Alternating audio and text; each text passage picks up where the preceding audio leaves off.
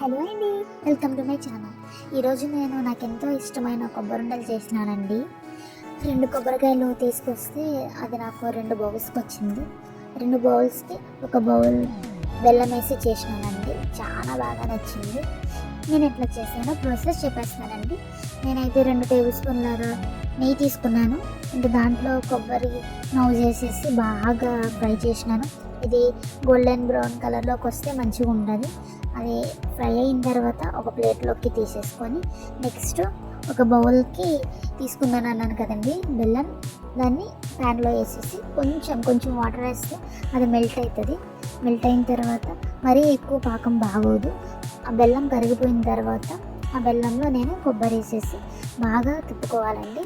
మంచిగా కలుపుకుంటే ఆ కొబ్బరికి బెల్లం బాగా ఎక్కుతుంది. ఎక్కిన తర్వాత మంచిగా పీల్చుకుంటుంది కాబట్టి టేస్టీ కూడా బాగుంటుంది. దాన్ని కూడా స్మెల్ పోయే వరకు వేగించుకొని తీసి పక్కన పెట్టేసుకోవాలి. పక్కన పెట్టేసుకున్న తర్వాత చల్లారిన తర్వాత మనకి ఇష్టం వచ్చిన సైజు ఉండలు చుట్టుకుంటే సరిపోతుంది.